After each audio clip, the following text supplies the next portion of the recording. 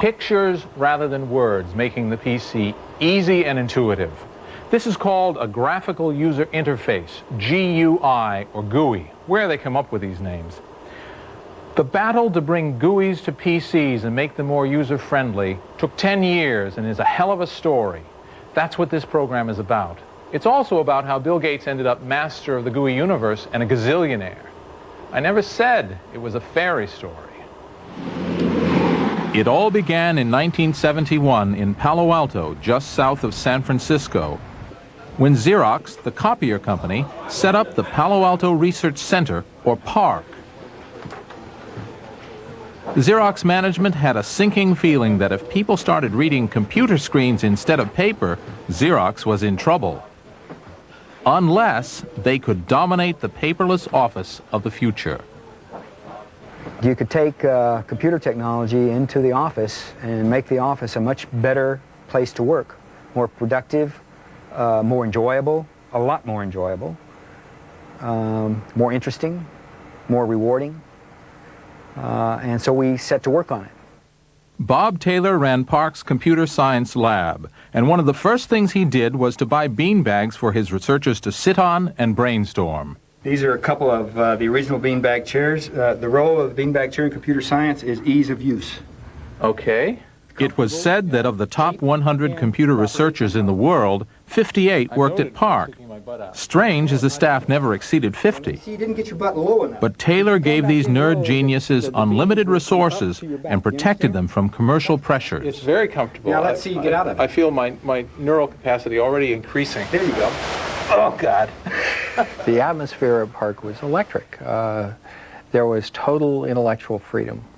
There was no conventional wisdom.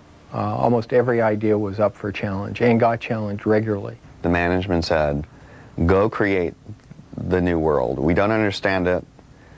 Here are people who have a lot of ideas and tremendous talent, young, energetic. People came there specifically to work on 5-year programs that were their dreams.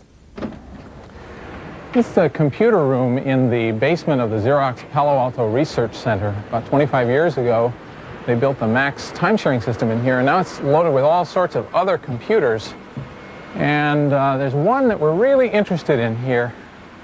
Let's see. Here it is. Let me turn on the lights. Okay, here we have it. This is a Xerox Alto computer built around 1973. Some people would argue that this is the first personal computer. It really isn't, because for one thing, it wasn't ever for sale, and the parts alone cost about $10,000.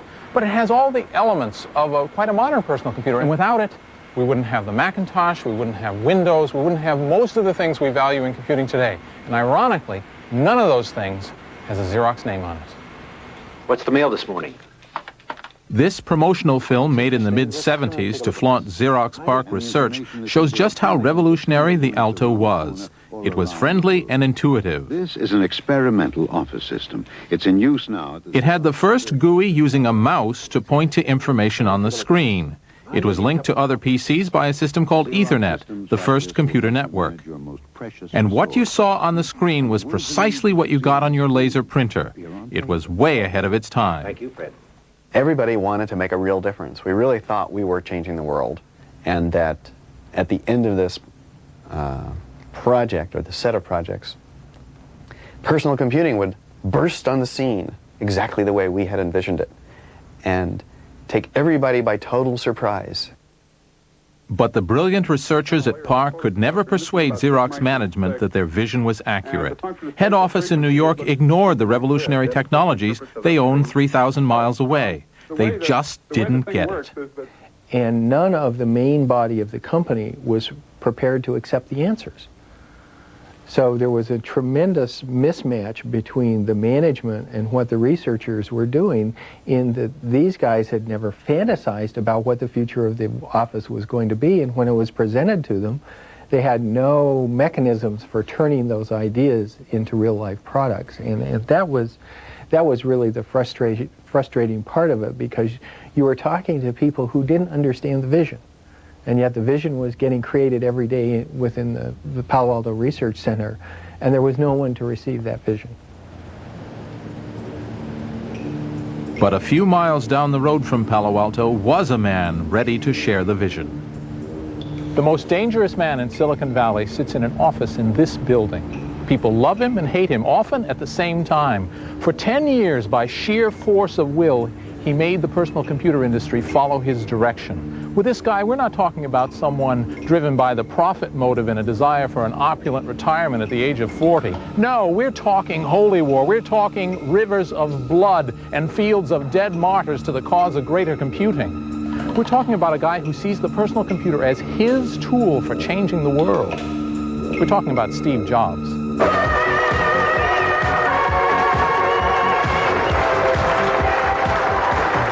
Hi, I'm Steve Jobs. When I wasn't sure what the word charisma meant, I met Steve Jobs and then I knew.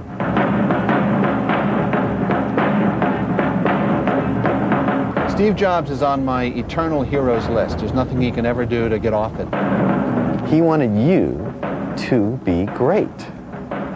And he wanted you to create something that was great. And he was going to make you do that. He's also obnoxious.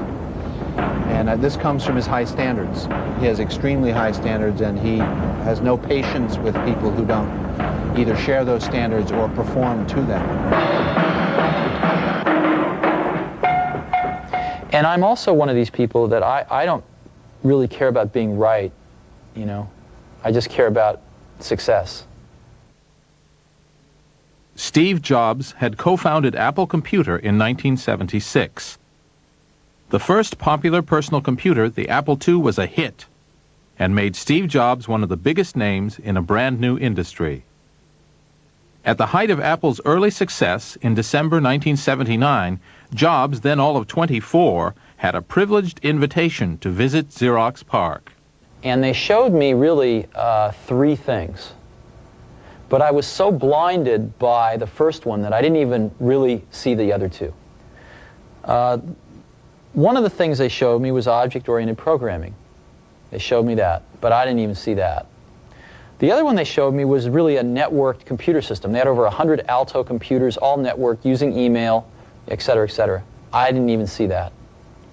I was so blinded by the first thing they showed me, which was the graphical user interface. I thought it was the best thing I'd ever seen in my life. Now, remember, it was very flawed. What we saw was incomplete. They'd done a bunch of things wrong, but we didn't know that at the time. It's still, though, they had the germ of the idea was there, and they'd done it very well. And within, 10 minutes, it was obvious to me that all computers would work like this someday. It was a turning point. Jobs decided this was the way forward for Apple.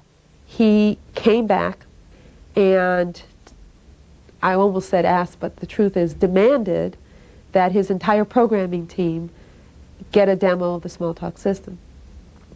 And the then head of the Science Center asked me to give the demo because Steve specifically asked for me to give the demo. And I said, no way. I had a big argument with the Xerox executives telling them that they were about to give away the kitchen sink. And I said I would only do it if I were ordered to do it, because then, of course, would be their responsibility. And that's what they did. The mouse is a pointing device that moves a cursor around the display screen. Adele and her colleagues showed the Apple programmers an Alto machine running a graphical user interface. A selected window displays above other windows, much like placing a piece of paper on top of a stack on a desk. The visitors from Apple saw a computer that was designed to be easy to use, a machine that anybody could operate and find friendly, even the French. Choose one.